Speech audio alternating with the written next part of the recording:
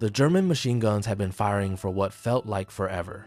Trees exploded into splinters, snow mixed with smoke. Men who had marched together only hours before now lay silent across the frozen ground. Somewhere beyond the forest, hundreds of German soldiers were advancing. American lines were collapsing. The order was simple: retreat or be surrounded. Almost everyone obeyed. Almost everyone. One young American soldier stayed behind. He wasn't 6 feet tall. He wasn't heavily built. He weighed barely 110 pounds. He had no tank, no artillery, no backup. Standing alone against an entire German assault sounded less like military strategy and more like suicide.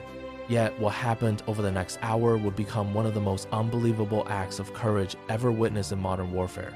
German officers later admitted they believed they were facing an entire American battalion. In reality, it was one man. His name was Audie Murphy, and his story began thousands of miles away from the battlefields of Europe, long before medals, long before headlines, before anyone knew his name. He was simply a poor farm boy from Texas. Audie Leon Murphy was born on the 20th of June 1925 near Kingston, Texas, during one of the hardest periods in American history. His family struggled every single day. Food was never guaranteed.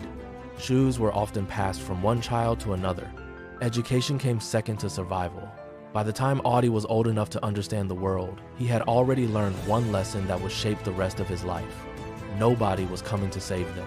When his father abandoned the family, everything became even harder. His mother was left to raise 12 children almost entirely on her own. Audie quit school after the 5th grade. Not because he wanted to, because the family needed another pair of working hands. He hunted squirrels, rabbits, and deer to put food on the table. Every bullet mattered.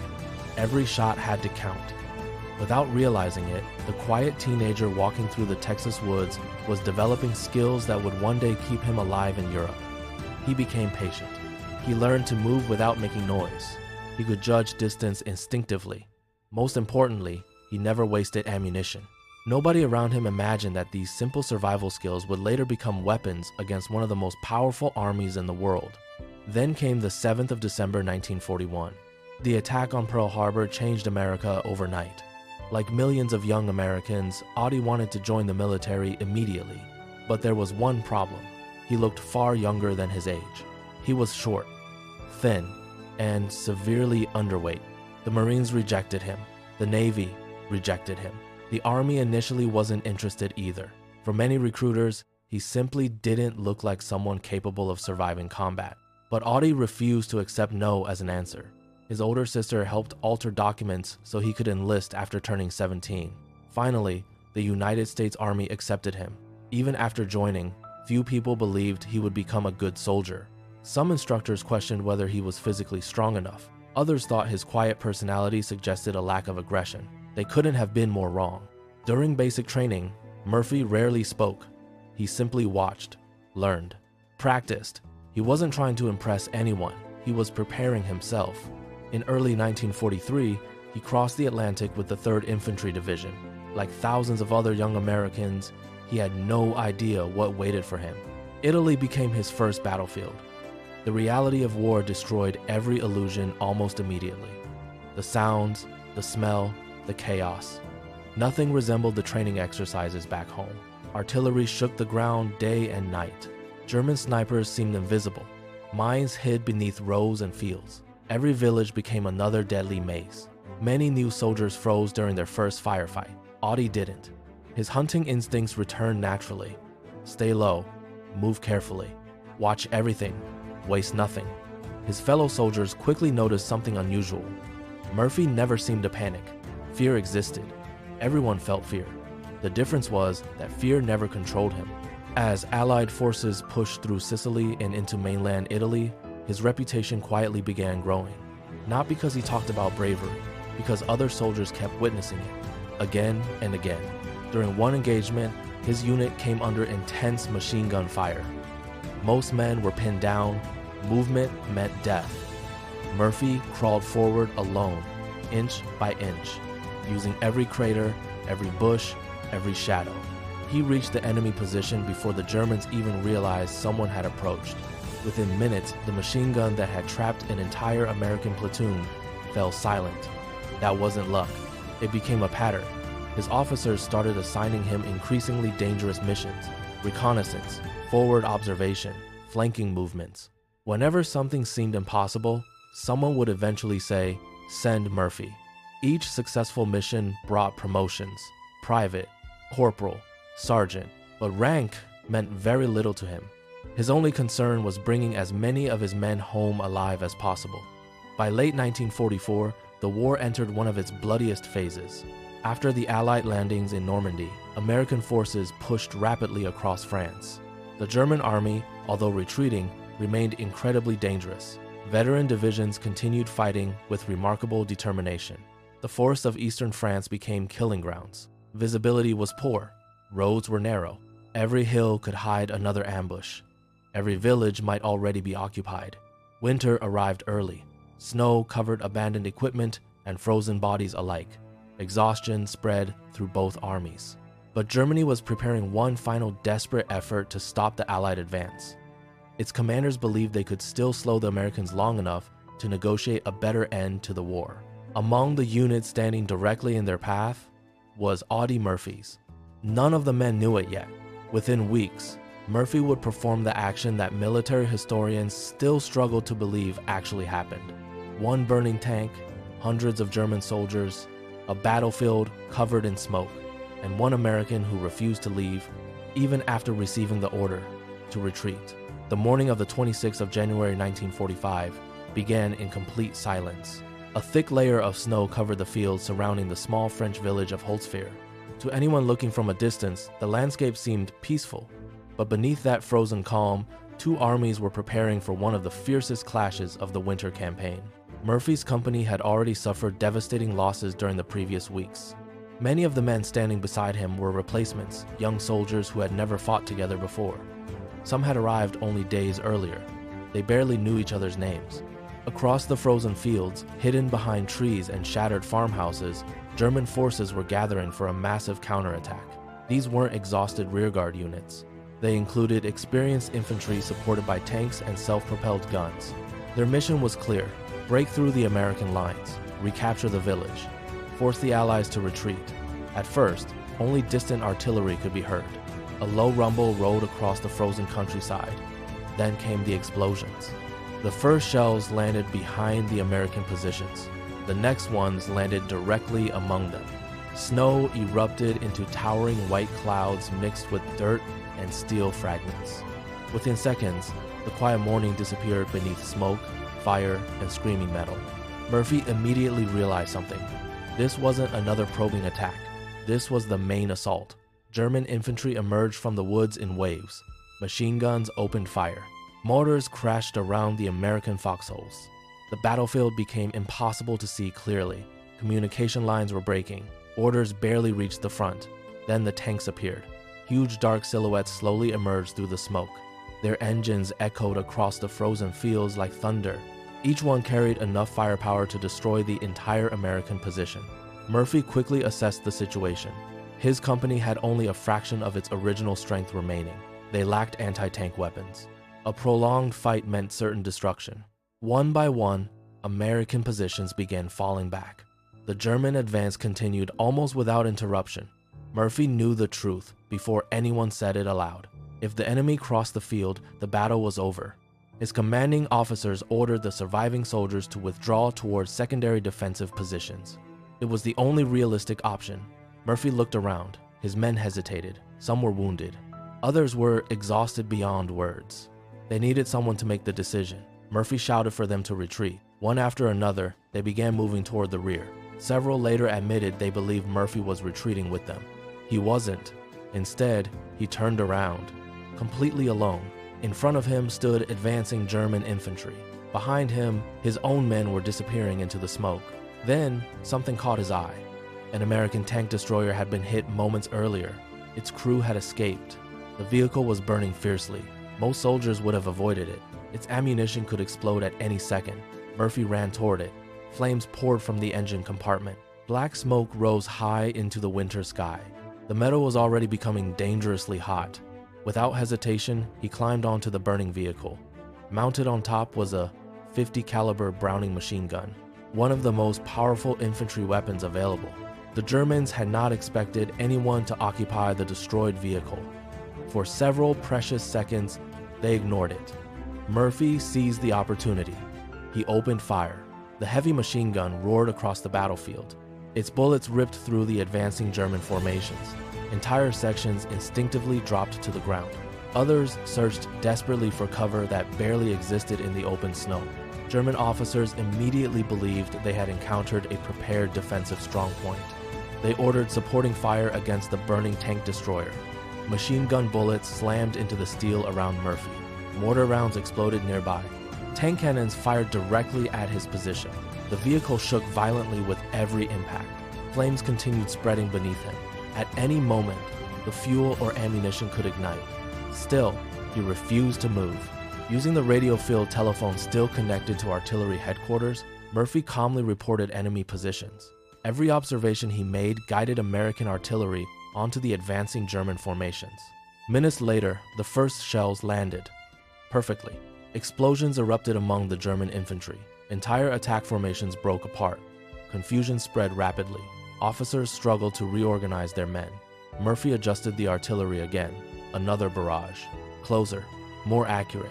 German soldiers later described the bombardment as relentless. From their perspective, it seemed impossible that one isolated American position could coordinate such devastating fire. Many assumed dozens of observers were hidden throughout the area. There was only one: Murphy.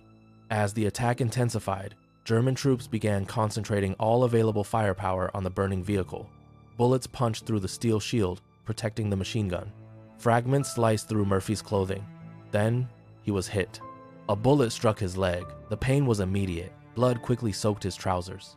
For most soldiers, that wound alone would have ended the fight. Murphy barely reacted. He continued firing, changing ammunition belts, calling artillery, scanning enemy movements. Minutes stretched into what felt like hours. The German assault repeatedly stalled. Each attempt to advance met devastating machine gun fire, followed almost instantly by artillery explosions. The attackers began believing they faced a much larger American force hidden behind the smoke. That illusion changed everything. Instead of pressing aggressively, German units slowed down. Some stopped entirely. Others spread out, fearing ambushes. The momentum of the attack disappeared. Exactly what Murphy had hoped would happen. Behind him, the surviving Americans reached their new defensive line. Officers realized something astonishing. The Germans weren't pursuing. Someone, somehow, was holding them back. Only then did they understand. Murphy was still there, alone, standing on top of a burning armored vehicle, fighting what appeared to be an entire battalion. The burning tank destroyer had become the center of the battlefield. Smoke poured into the gray winter sky, making it almost impossible to see clearly. Every few seconds, another shell exploded nearby, showering Murphy with dirt, snow, and pieces of twisted steel. His left leg throbbed with every movement. Blood continued running into his boot, yet he never stopped firing. The heavy Browning machine gun echoed across the frozen fields with a rhythm that convinced the Germans they were facing a fully defended American position. Murphy knew he could not destroy the entire attacking force. He didn't have enough ammunition. He didn't have enough time. His objective was something far more important: delay them. Every minute he remained alive was another minute for his company to reorganize, another minute for American artillery to keep firing, another minute for reinforcements to move closer. That single decision changed everything. German officers repeatedly tried to push their infantry forward. Each attempt ended the same way. The moment soldiers left cover, Murphy opened fire.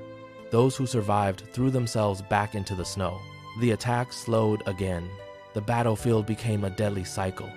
Advance, machine gun fire, artillery barrage, retreat, repeat. One German platoon attempted to flank the American position through a line of trees. Murphy spotted the movement almost immediately. Instead of waiting, he shifted the machine gun and swept the entire tree line. Branches shattered, snow exploded from the ground. The flanking movement disappeared before it could even begin. Another group tried advancing behind one of the tanks. Murphy called in artillery directly in front of the armored vehicles. Massive explosions erupted, forcing both infantry and armor to halt once again. To the Germans, it made no sense. How could one position react so quickly to every movement? How could American artillery already know exactly where to fire? The answer was simple. One man never stopped watching. Murphy had spent years hunting through forests in Texas, hours of remaining perfectly still, watching, waiting, noticing tiny movements that others overlooked. Those instincts now allowed him to read the battlefield almost effortlessly. He noticed officers signaling with their arms. He recognized infantry changing formation. He anticipated attacks before they happened. Every observation became another artillery correction, another devastating barrage. As the battle dragged on, German commanders grew increasingly frustrated. Reports coming from the front became confusing. Some units believed they were fighting multiple machine gun nests. Others insisted there were American tanks hidden behind the smoke. Several officers estimated they faced at least a reinforced company. None imagined the truth. Murphy was completely alone. Eventually, the flames beneath the tank destroyer became impossible to ignore. The fire spread closer to the ammunition storage. Black smoke surrounded the machine gun. The heat became unbearable. Any second, the vehicle could explode. Even Murphy later admitted he knew he was running out of time. Then, something changed. The volume of German fire suddenly decreased. Murphy looked across the battlefield. The enemy advance had finally stalled. Large groups of German soldiers were taking cover instead of moving forward. They believed they had reached the strongest part of the American defense. It was the opportunity Murphy had been waiting for. Grabbing his field radio one final time, he contacted the American artillery observers. His message was short. The enemy attack had stopped. Now was the moment. Almost immediately, another wave of artillery shells crashed into the German lines. This barrage was even heavier than the previous ones. Explosions tore across the open fields. Smoke completely covered the battlefield. Visibility dropped to almost nothing. Murphy finally climbed down from the burning vehicle. His wounded leg nearly gave way beneath him. Only then did the full pain begin to register. He had been fighting almost entirely on adrenaline.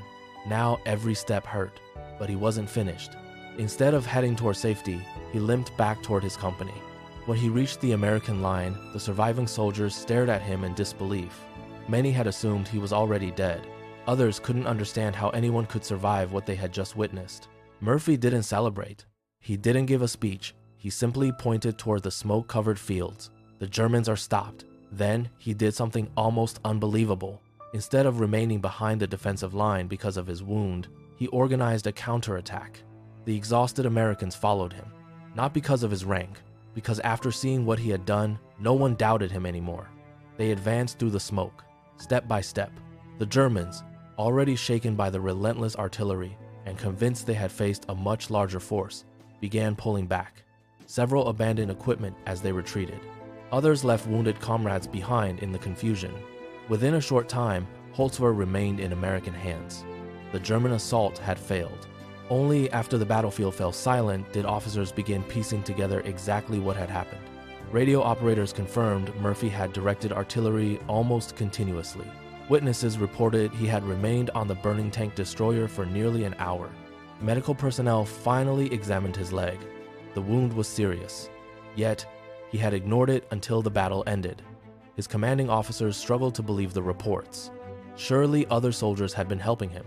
Surely another machine gun had supported his position. Surely additional observers had been nearby. Investigation after investigation reached the same conclusion. There had been no one else. One wounded American soldier had delayed an entire German attack long enough to save his company. Years later, German veterans who participated in the battle admitted they believed they had encountered a much larger American force. Some estimated an entire battalion. Others believed armored reinforcements had already arrived. The psychological effect of Murphy's actions had become as powerful as the machine gun itself. He hadn't simply fired bullets. He had manipulated the enemy's perception. By convincing experienced German officers they faced overwhelming resistance, he had destroyed the momentum of their assault. Military historians still study Holtzwihr today because it demonstrates one of the oldest truths in warfare. Victory doesn't always belong to the largest army. Sometimes, it belongs to the soldier who refuses to give up 1 minute longer than everyone expects.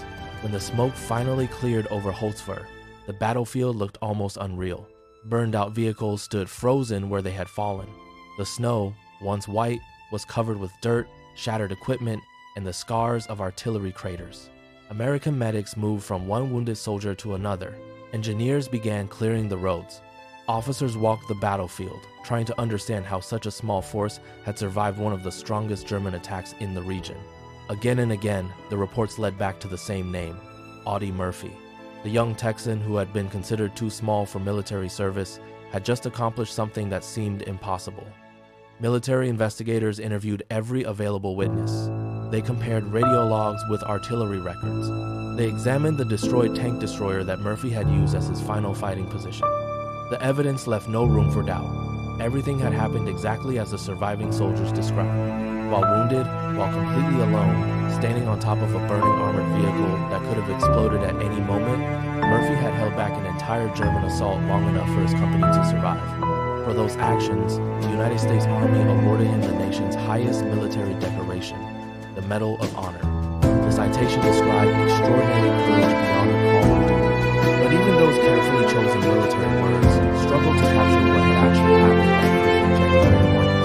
Murphy accepted the medal with the same quiet humility that had followed him throughout the war. He rarely spoke about himself. Whenever journalists asked about his heroism, he usually redirected the conversation toward the men who had been home. To him, they were the real heroes. By the end of World War II, Audie Murphy had become the most decorated American combat soldier of the entire conflict. His list of awards was extraordinary. The Medal of Honor, the Distinguished Service Cross, 2 Silver Stars, the Legion of Merit, 2 Bronze Stars with V for Valor, 3 Green Stars for exemplary combat, and dozens of American, French, and Belgian decorations recognizing his merit. He had made more than 30 major military awards before his 21st birthday, yet those medals came at a price. Like millions of veterans returning from Europe and the Pacific, Murphy carried on his